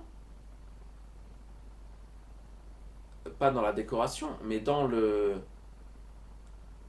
principe d'inutilité. Parce que vous allez faire des attractions. Alors je ne dis pas que Disneyland ne sert à rien. Euh, Puisque j'y ai travaillé et j'y ai passé des années très bien. 3 ans. C'est très bien. Euh, j'ai beaucoup aimé. J'ai rencontré des gens vraiment très adorables. Euh, mais il y a peut-être des gens qui se disent, bah, on n'a pas besoin d'aller à Disneyland. Et ceux qui y vont, peut-être qu'ils regrettent. Je ne sais pas. C'est pas ça que je voulais dire. Ce que je voulais dire, c'est que ceux qui y vont, en tout cas, bah, quand on va dans une attraction pour les sensations, la sensation de chute libre, par exemple dans la tour de la terreur, bah, concrètement, c'est pas vital. Mais pourquoi pas? On peut dire pourquoi pas. C'est une proposition que Walt Disney a faite. Au début, personne n'y croyait, comme souvent. Comme quand vous regardez un tableau abstrait avec une tache rouge, vous vous dites peut-être bah, c'est inutile, comme les gens qui vont pas à Disneyland pour les sensations, enfin pour avoir les sensations, ou s'ils ont des petits-enfants pour voir le bonheur de leurs petits-enfants devant Blanche-Neige, ou devant Tic et Tac, ou devant Mickey, ou devant Pluto, etc. Euh, Quand vous allez à Disneyland pour les sensations, bah, vous ressentez la même chose que quand vous avez un tableau pardon, avec une tache rouge, c'est pas vital, mais vous avez cette proposition qui vous est faite. C'est pourquoi pas. Les gens qui vont pas à Disney, mais encore une fois, les gens font ce qu'ils veulent, mais c'est pas qu'ils ont perdu quelque chose, c'est juste que ils s'en passent. Mais c'est très bien. Bah, après, on peut se passer beaucoup de choses.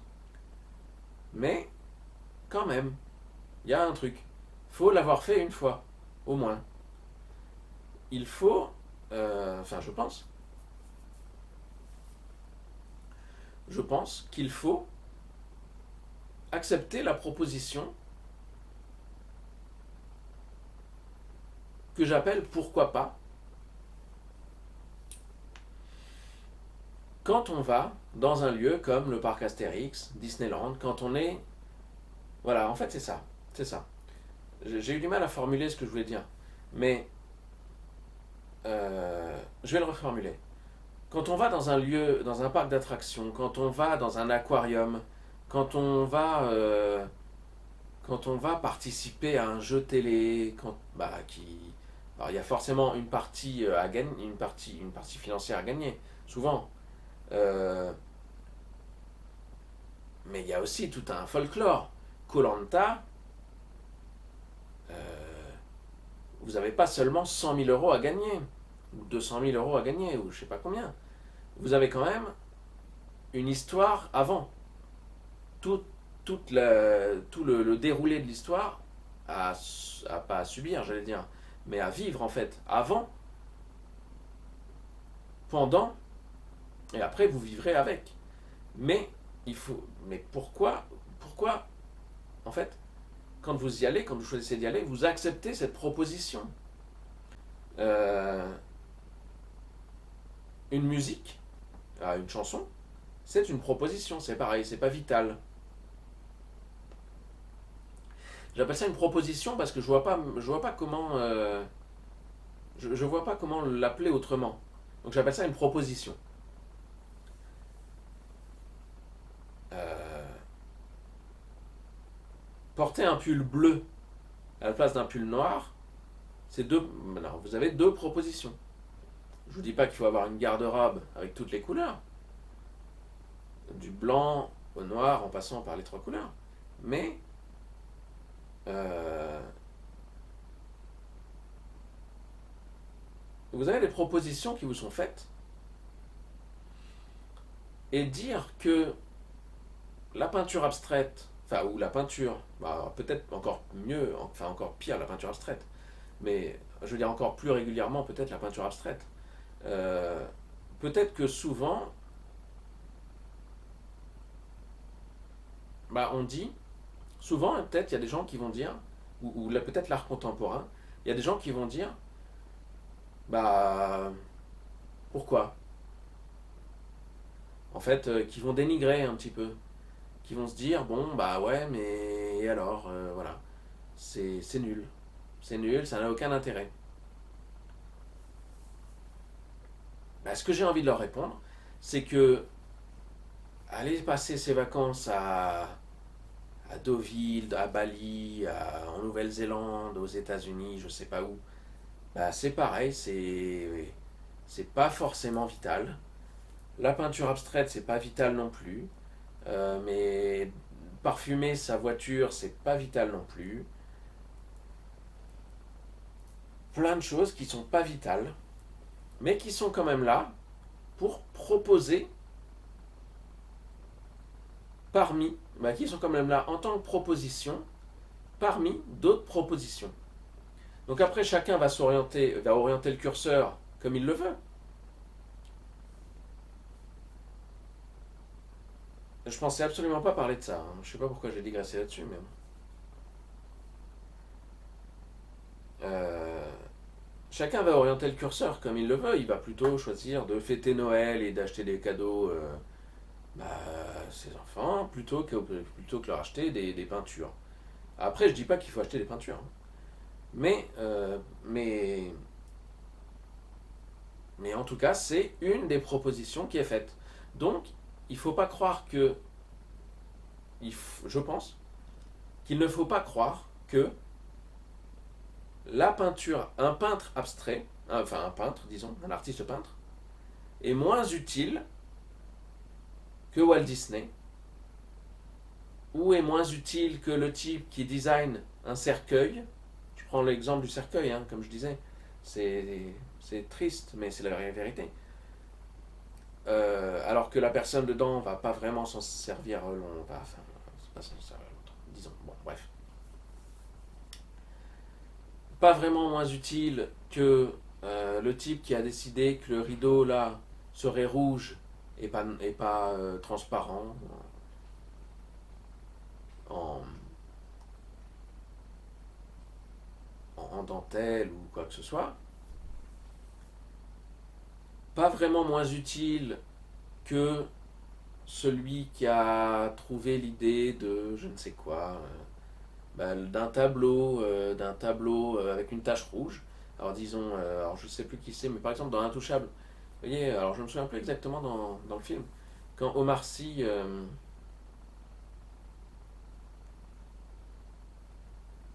quand Omar Sy,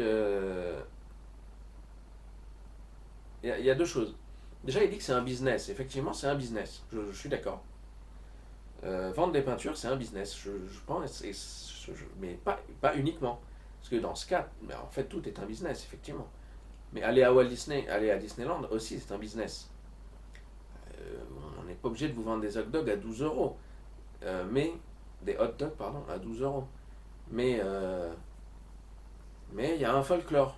Il y a une histoire. Il y a un package. Euh,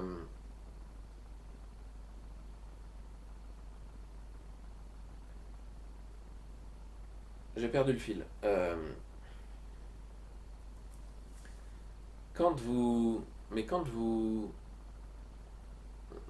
décidez, oui, donc Omar Sy dans Intouchable, quand il, euh, quand il dit, oui, donc deux choses. Omar Sy dans Intouchable, quand il dit, euh, effectivement, c'est un business. Effectivement, c'est un business.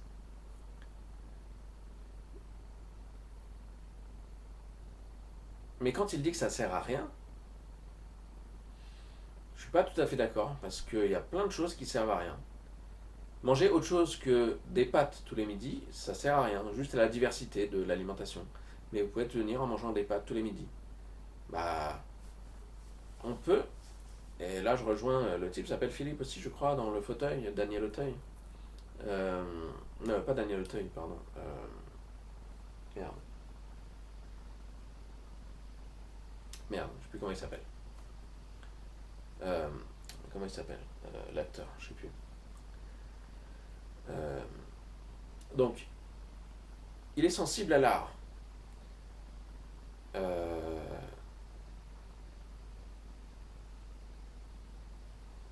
il trouve la peinture blanche, enfin sur fond blanc, rouge sur fond blanc, merveilleuse. Il l'achète, 40 000 euros. Mais pourquoi pas? C'est une proposition. L'artiste a fait une proposition, il, il a trouvé un acheteur, très bien, il n'y a pas de problème. Je vois pas le problème. Donc en fait, ceux qui disent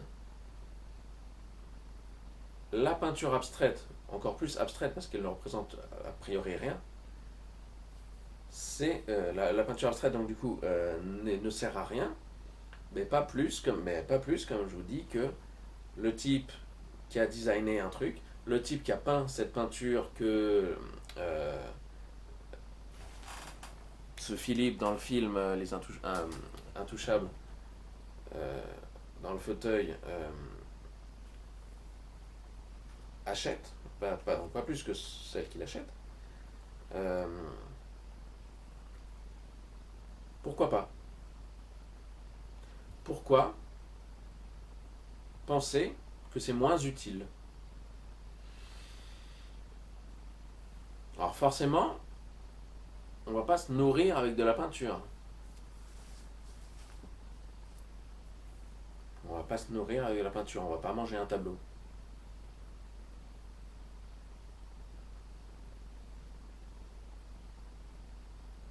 Mais il y a plein de choses plus graves que l'art. En tout cas, l'art abstrait, contemporain, c'est pas un, une urgence. C'est pas un mal. Le mal, c'est la guerre, la famine, la maladie, la tristesse, le malheur, la haine, la colère. L'art, c'est rien de tout ça. L'art, c'est pas un mal. Ça fait pas de mal, ça fait de mal à personne. Enfin, je pense pas.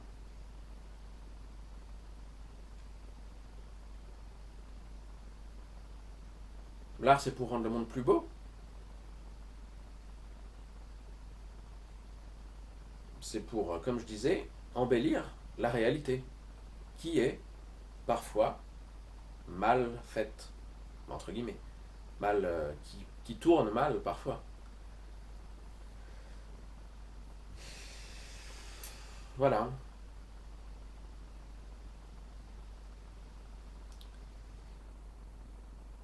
voilà. Bon, je pensais pas parler de ça.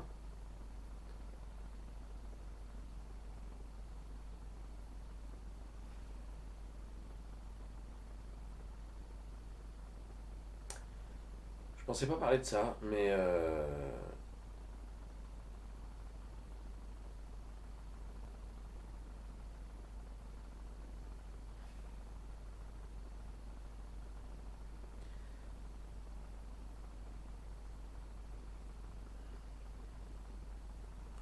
Je me souviens d'ailleurs de la réponse d'un homme politique à la question, à la question d'un sujet de bac de philosophie. Le sujet de bac de philosophie, alors je ne sais plus en quelle année, le sujet de bac c'était la dissertation la politique est-elle un art ou une science. Cet homme politique avait dit, donc en interview, il avait sorti une phrase, il avait dit si c'était une science, la politique ne se tromperait jamais, et si c'était un art, elle rendrait le monde plus beau. J'ai la chance d'avoir fait de la science et maintenant de faire de l'art.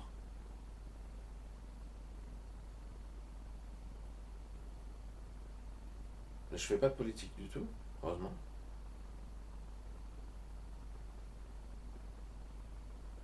Je ne sais pas si la science se trompe jamais. La science peut se tromper. La science peut se tromper, je pense. Mais en tout cas, elle essaye d'avoir la vérité. Elle recherche la vérité. Et l'art, effectivement, essaie de rendre le monde plus beau. Essaye. Alors parfois, c'est pas beau. Et pour la science, parfois, c'est pas la vérité.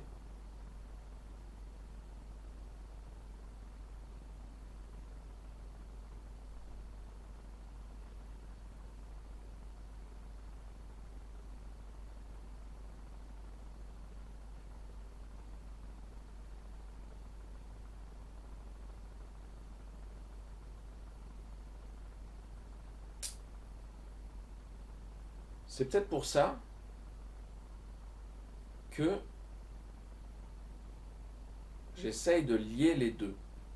Parce que, je sais pas si c'est ma démarche artistique, entre guillemets, à mon niveau, à mon petit niveau, mais ce que j'essaye de faire, moi, en tout cas ce que j'essayais de faire au début, c'était de lier les mathématiques, qui sont quand même une grosse partie de ma formation, avec l'art que je fais maintenant, et l'art abstrait. Donc je suis passé par plein de choses,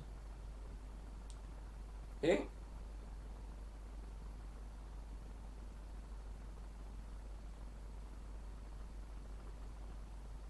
peut-être que la science et l'art sont liés dans mes tableaux, je pense, à travers ce que j'explique sur le site, à travers ce que j'explique, ce que je dis dans le petit texte que j'ai écrit, dans ma biographie en fait, enfin ma biographie, mon histoire quoi.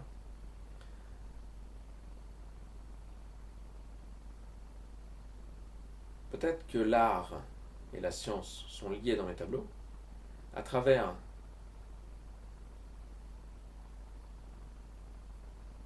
ce chaos coloré, ce que j'appelle comme ça, c'est-à-dire le chaos un petit peu issu de la théorie du chaos, euh, qu'on retrouve en physique et en mathématiques, et dans le monde, enfin, et dans l'univers en tout entier. Hein. Donc le chaos face à la rigueur, aux règles, à l'ordre des mathématiques. Bah, disons des mathématiques. De la géométrie, de la. Bah, ça, de ce monde rigoureux. La géométrie du monde, la géométrie de. Enfin, l'ordre du monde, l'ordre. Tout ce qui est plus rigoureux que le chaos. Là, il y a cette opposition entre la rigueur et le chaos. Dans quasiment chaque chose que je fais.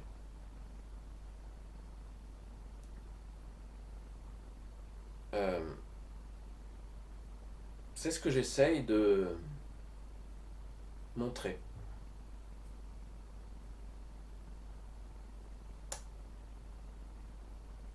C'est ce que j'essaye de faire. Lier les deux. Alors je sais pas si c'est efficace.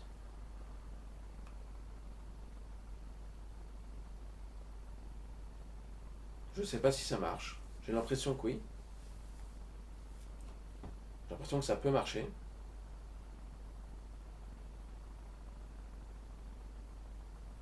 Mais on verra.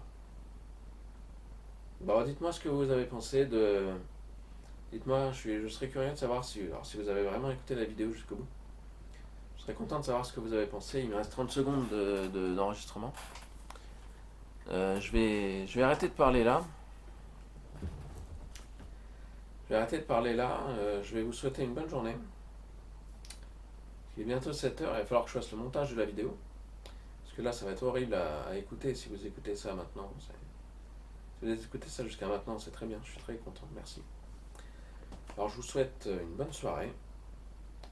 Et puis, je vous dis à bientôt. Salut les artistes. Ciao.